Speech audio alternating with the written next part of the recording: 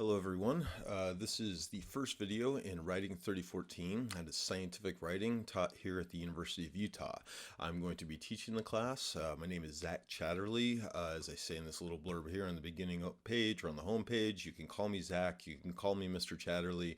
I am okay with either one of those. I have an email address listed here. It is z.chatterley@utah.edu. We're going to be communicating a lot through Canvas, and the Canvas messaging system is fine. Most of the interactions we have will come via Canvas, both through responses that you're going to enter and then responses that I will enter on the various different interfaces on assignments. With that said, there might be good reason to use email once in a while, so please keep in mind there is an email address posted here on this opening page, and I'm pretty good about responding to email quickly. I have an office. It's Linko 3890. I have office hours, both physical and digital, meaning that I will have my computer open and logged on to Canvas during this time. We might end up needing to place a phone call or have a video conference or something along those lines. There's a class schedule. It is posted down here below week by week throughout the semester, and there is a syllabus. Let's click on that. I promise I'm not going to torture you all by reading through the syllabus. I want to talk through certain points of it that are important and want to explain certain expectations for the class. So a lot of the same information here: email address, office hours. There is a course description. I am probably not going to read it out loud, and there's a series of objectives. I am not going to read them out loud. Let me talk about what all of this says in slightly plainer language. This class is meant to help you in your future. If your future involves graduate school, this class hopefully will have numerous different lessons that will be useful and applicable to graduate school. If you are not planning on graduate school or on medical school and you just intend to go immediately into the workplace, this class also hopefully will be useful for you. We're going to be covering various different documents that are common in scientific workplaces and in industry, and I've taught this class for a number of years, and I do think it's practically useful for students. I've had several students email me, or we've just kind of run into each other randomly, and they've thanked me for some of the assignments in this class and some of the content, because it has ended up helping them. There's a slight philosophical and ethical component to the class, but mostly this is a purely instructional class. It's kind of saying, here's how you write a memo, here's how you write a proposal, here's how you write a research review, and all these other sorts of documents that function within the scientific community. I want to have a quick preview of the assignments you're going to be asked to do. Now, I am not going to get into detail on the small assignments right now. I should point out that a lot of the semester does involve those. Instead, I want to give an overview of the major assignments for the semester, which are listed here. So the first one is a journal synopsis. We'll explain that quickly. I'm not going to get into detail right now. It essentially is a review of a peer-reviewed journal that is relevant within your field. That is sort of a preparatory assignment. It's going to take up the first week or two of class, and it is leading us, well, I don't know if it's leading us, but it precedes this. The SOP project is much bigger, and it's going to take up much more of our time. So an SOP, or the acronym SOP, stands for Standard Operating Procedure. It's a set of instructions that scientific workplaces use in order to make sure that people are doing consistent work within the lab. If you're a lab manager and you have 10 different people doing things differently, then you obviously have faulty results, and that's what SOPs are meant to alleviate. There are 3 different assignments to this overall project, and well, the main one and what it centers around is an SOP, or an instructional guide. Now, let's talk about options for this, because it's the whole reason I'm bringing it up right now. I want you to think about what you might be able to do with this, and we're going to be starting this project in about 2 weeks, so you have a little bit of time to think on it.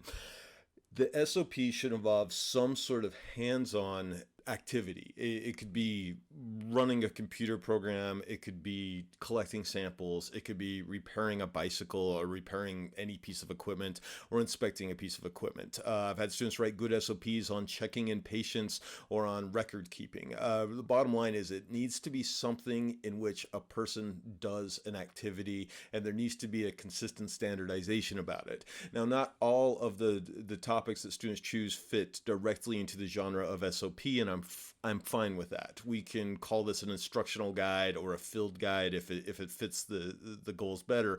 But the bottom line is it does need to involve something that somebody actually does. And importantly, it needs to be something that you can teach someone else to do. So sometimes students will want to pick something that's just completely impractical and that they obviously couldn't teach someone else to do. Case in point, I had a student a couple semesters back that suggested an SOP on performing open heart surgery. That is not going to work for this assignment. It's got to be something that you could have a person work through and follow your instructions and assess how well they do. That, I suppose, brings up these other two assignments. The user test report is going to be a report on how well your SOP functions, meaning you're going to have somebody else work through the document, do the task that you describe, and you're going to assess how effective those instructions are. And the proposal is an assignment in which you essentially ask permission to implement this SOP of some authority figure. So if you're writing an SOP on, say, collecting specimens, you might write the proposal to a lab manager that is in the business of analyzing those specimens. Or you might write a proposal to a professor who teaches a class on collecting those specimens. We'll get to all of these throughout the semester. I am bringing it up right now to just kind of say, have this on the back of your mind. A major part of the semester is going to involve some hands-on project, and you're going to describe how to do it. You're going to write instructions for it.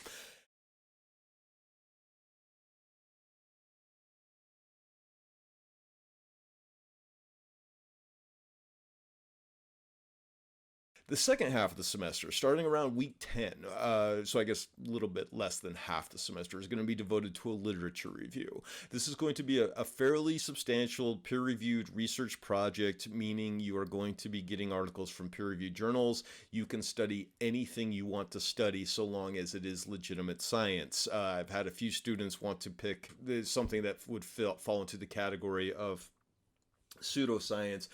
For instance, I had a student a while back that wanted to write about how vaccines cause autism, and I gave a firm no to that student. Now, that is rare. I hardly ever say no. Almost always I'm going to say, yeah, that sounds good. Go pursue it. Pretty much any legitimate scientific topic is going to be getting publications within peer-reviewed journals, and so you really can study whatever you want to study.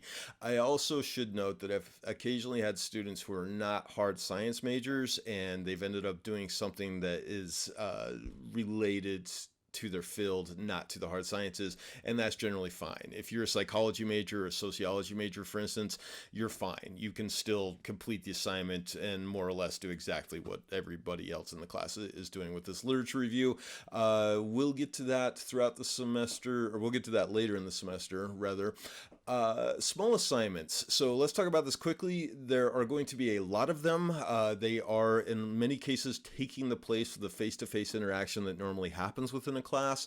A lot of the discussions where I would normally, talk and try to host a conversation within a class, they are going to be carried off, or the ideas from those discussions are going to be carried off through these small assignments.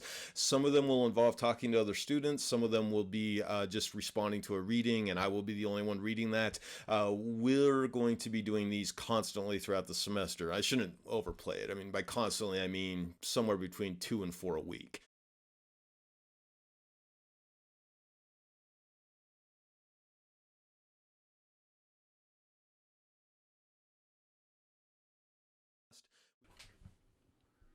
We should talk for a moment about the pace of the class. It is not a pure go at your own pace sort of class.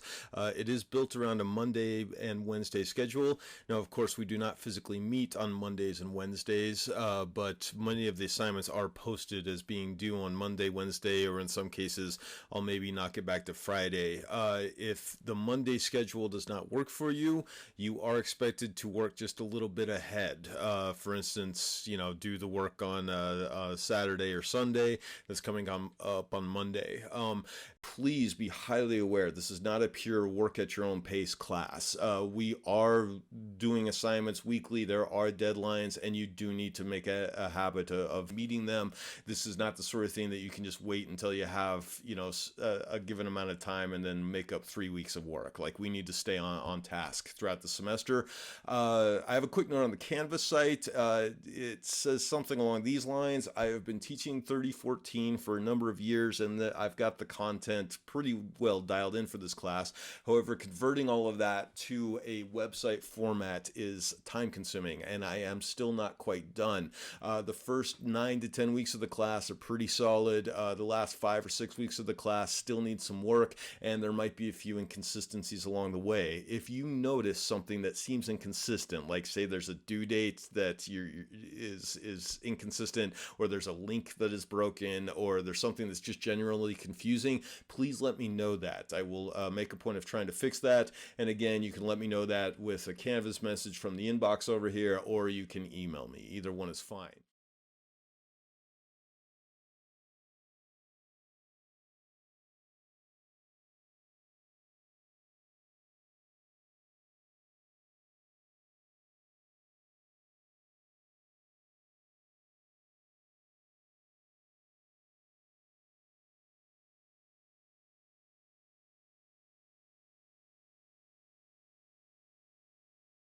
Well, let's click on Pages, and it will take us to the home page. It's worth noting that I can also get here just by clicking on Home. Either one will take you to the same place. If I scroll down, then I've got the weeks for the entire semester laid out. Let's go to week number 1, because that's where we are. So it'll start with a series of objectives. These are often quite short. Sometimes I will add a statement following it, kind of like elaborating on it, but these are meant to be very concise, just to kind of say, here's what we're doing this given week. Then there is a series of things scheduled for Monday and a series of things scheduled for Wednesday. Now, again, this is a little bit loose. For instance, this response to Carolyn Miller, a humanistic rationale for technical writing, is not due until Friday. I am still posting it as like an activity for Monday. I gotta get rid of that bullet point there.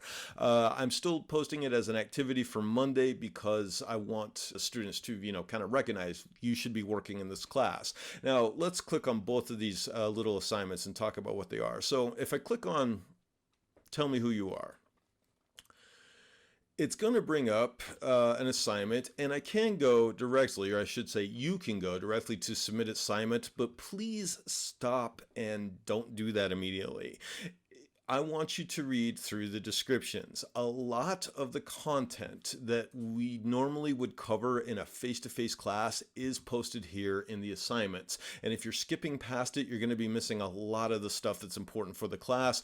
I have designed this in such a way that, like, right when you get to the assignment, there is all sorts of stuff kind of explaining, here's what I'm asking to do specifically, and here are different things that you should think about as you do this assignment. So please do not skip these. Let's back out real quickly and go to the other one. I should say this, Tell Me Who You Are. I've just got a series of questions here. I'm asking, what major you were in and what your interests are, and I'm trying to, kind of see if people are active in the class. The other assignment, Carolyn Miller's Humanistic Rationale for Technical Writing. If we click on that, it has, again, a fairly lengthy description. Now, some of these are a little bit shorter, but most of them do kind of look like this. And again, all of this text right here is meaning to substitute for the sort of work that we would normally do in the classroom. I am asking you to read this. I should point out that it is definitely a difficult read. You might have a hard time following parts of it, and that is completely fine. And I should also point out that this reading by Carolyn Miller does not represent most of the stuff you're going to encounter in this class. I put it up front partly to have a contextual conversation about what sorts of goals this class ought to have, and I also really like students to engage with this particular passage from Carolyn Miller. So this is out of context here, but it's a specific passage that I've copied and pasted out of the essay, and I want you to respond to it. I want to get your thoughts on this matter. I've had some students, I should say, that have vehemently disagreed with Carolyn Miller. I've had other students quite like her, and if there's something that gets that much of a reaction from students, to me, that's an incentive to keep it on the syllabus. So this is something I'm going to be asking you to do by Friday. Now, I should say, this says resubmit because I was kind of testing this out in Student View and I already submitted something, but that's worth noting as well. If I click on resubmit, then I can submit this, and let's see, second submission. And this will overwrite the initial response that I wrote. So if you feel like you wrote something that was not quite on, then you can resubmit it. If you're doing this after the due date for the assignment, that's going to create problems. It's going to say that it was late, or if it's locked, it won't accept it. But what I'm saying is you can resubmit if you feel like you didn't quite get things right the first time through. So this is a rich text editor. Most students just kind of type out the text. There's a word count down here, and generally I have given a word count guideline for all the small assignments throughout the semester. You can put in links. You can mess around with font and format if you want. You definitely don't have to, but sometimes that can be kind of cool or creative. And we click on submit assignment, and it will give me a little receipt right here, so to speak. And that's telling me I have submitted this assignment, so we're good. That assignment has been submitted. I see that, and you see that, so you can rest assured that I did get that assignment. So right now, I'm going to stop talking. I want you to play around with the class. I want you to look at the interface. And again, the main way to access content is to go to the pages. We can go to week 1, week 2, week 3.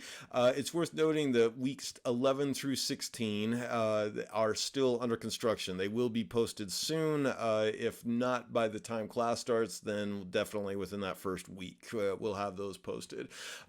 We should take note of this too. So there's always going to be this little sort of stream of upcoming activities and assignments on the right-hand column. You're probably familiar with this if you've used Canvas before. Pay attention to that. If you have questions about any of this, again, you can get hold of me through email, z.chatterley@utah.edu, or Canvas message is fine. Either one is great.